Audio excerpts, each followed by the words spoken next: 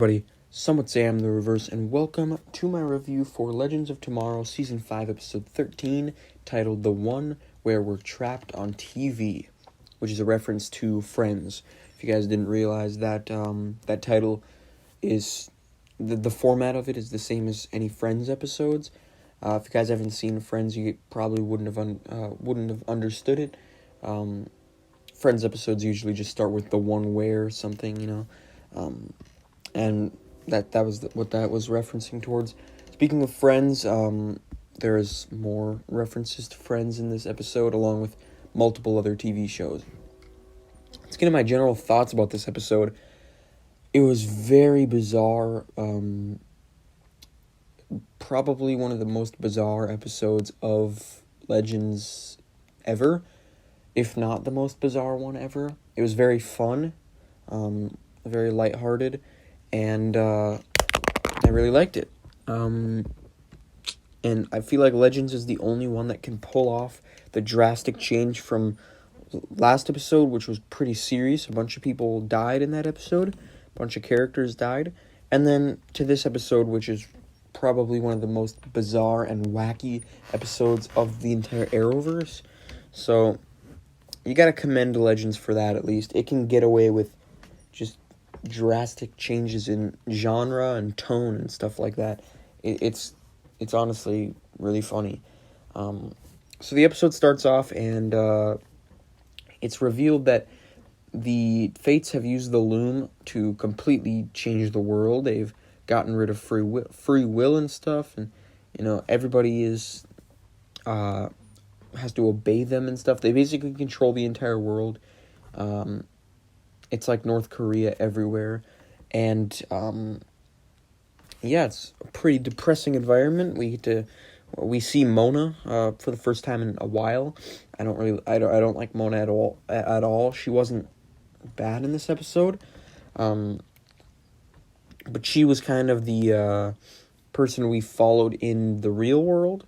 Well, it's not our real world, but it's the world that the Fates have constructed.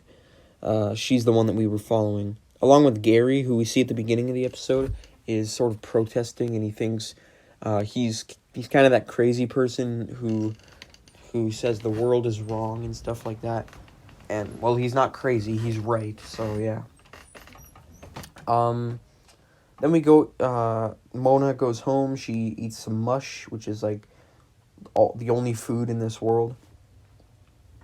And she turns on the TV, and we basically start the adventure with the Legends. We see Zari, Nate, and Behrad on what's supposed to be like a Friends ripoff. It's called Ultimate Buds, which is hilarious. It's a really bad title for a show, but obviously that is the joke.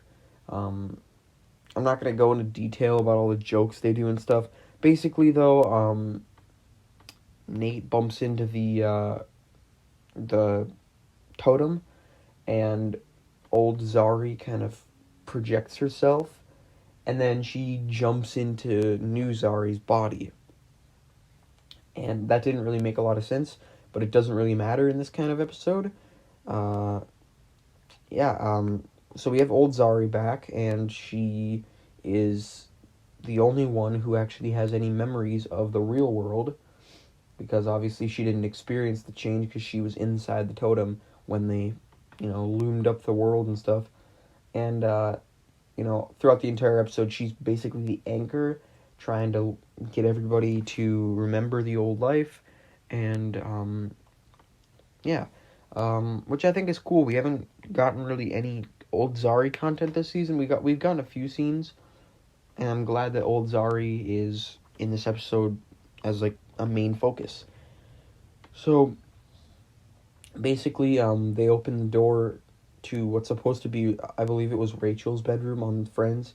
I haven't watched Friends in quite a while, but they open the room and it's just static, and then Zari puts her hand up and she touches it and it shatters, and they walk through the door and they're suddenly in, I believe it was Constantine's manor, and Constantine walks down the stairs.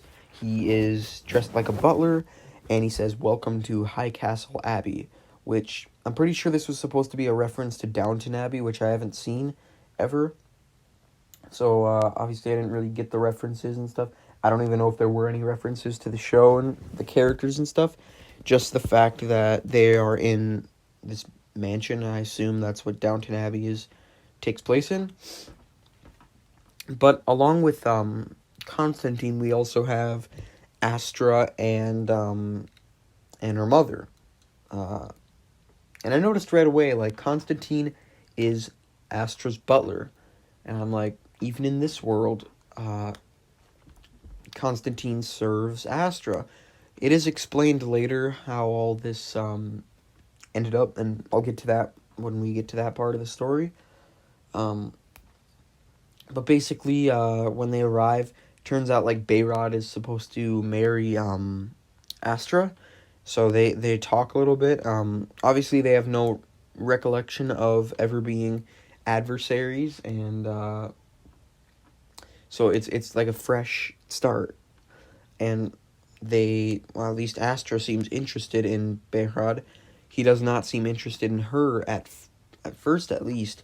But yeah, they eventually, Nate and Zari eventually find out that Constantine has magic. He still has magic in this world, and they convince him to come along with them. So yeah. But then they go out to the next TV show, which is called Star Trip, and it's supposed to be a Star Trek ripoff. Well, not ripoff. I keep saying ripoff. It's not really a ripoff since it's more of a parody. But yeah, we find Sarah and Ava on the ship. It's supposed to be like Captain Kirk and Spock, I believe. That's really the extent of my Star Trek knowledge. They are on the Wave Rider, which is called the Fate Rider. I cannot remember for the life of me what the ship is called in Star Trek. If there's any Star Trek fans watching this, don't get triggered. I've never gotten around to watching Star Trek, so I didn't really understand much of this. So they are on the Fate Rider, and our other heroes, Zari, Nate, and Astra, and Behrad, and Constantine are all on another ship. They're like the alien species of Star Trek, the evil aliens. Forgot what they're called. But since Nate and Behrad are still, they're in their sitcom personas, so obviously they're not going to be thinking straight and stuff. At least that's how they were portrayed in this episode. They shoot missiles at Sarah and Ava, and everybody on the bridge dies except for them. They get beamed over, and they eventually... Ava understands instantly, like, that they're in an alternate reality and stuff, and they join Zari and Nate and stuff. And then they find this deserted system. It's called, like, cul-de-sac or something. It is Mr. Parker's cul-de-sac. If you don't remember what it is, it's an alternate TV show. It's a new TV show that we were shown in, I believe it was episode 6.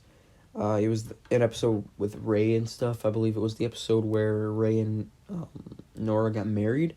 Pretty sure. I'm not 100% sure. But they go there, and I'm just going to skip right through this part since it was really cringy.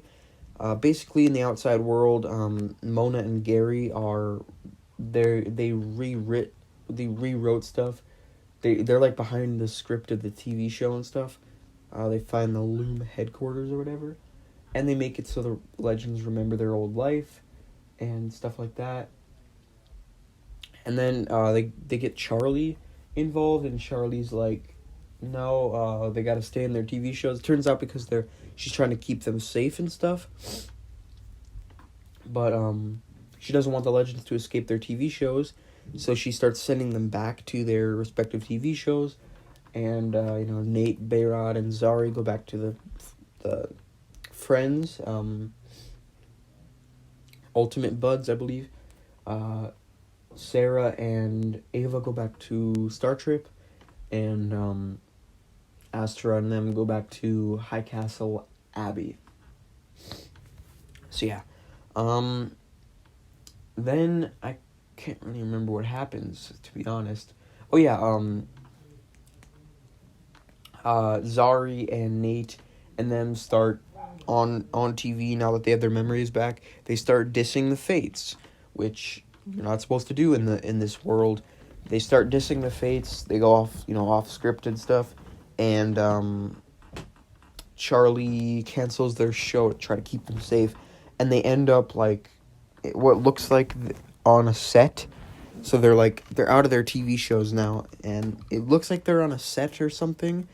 But basically, she cancels all their shows, and they end up together in the set, and the people that are watching the TV shows like Lita, and they were watching it, and obviously Mona and Gary they're cheering because they got set free and stuff, but Charlie says that she won't be able to protect them anymore now that they're in the real world, because obviously the sisters want to kill them. But yeah, and then the episode ends there. I don't really have anything else to talk about other than we got OG Zari back. Oh yeah, it was mentioned in this episode that Constantine was put under, like he was put there to serve Astra because Charlie was serving all the Legends' wishes that they said in the pub from last episode. So yeah, like Mick wanted to be a criminal again. He was Don, I believe his name was. It's supposed to be a reference to Khan, who I believe is a villain from Star Trek. He was put into the Star Trek show as a villain named Don, and yeah, then obviously he was set free after that. But yeah, not much else I have to say about this episode. It was very wacky. I like the references to the shows, even if I haven't seen them. I have seen Friends, like, twice, I believe. So, I did understand the references there, and there weren't a lot of references. But, yeah, despite me not seeing Downton Abbey and Star Trek, I did enjoy delving into those parody universes. I thought it was fun. Very bizarre, very wacky, very fun episode is how I would put it. And Legends is the only show I know that can get away with this kind of episode, and I love it for that. So yeah, this episode will probably get like an 8.9 out of 10 for me. I thought it was really good. It wasn't obviously great because it didn't really have any stakes or anything. It was just meant to be sort of a fun episode. But yeah, it really reminded me of LOOMWORLD, from season 2, where they're all stuck in this alternate reality, and they're struggling to get each other to remember the old reality and stuff, and yeah, now we have LOOMWORLD is what I'm gonna call it. But yeah, next week is the season finale, so stay tuned for my review for that. Stay tuned for my Q&A. I'll try to get that up today if I can. Yeah, don't forget to like, comment, share, and subscribe. Stay tuned for all that future content. Yeah, see ya.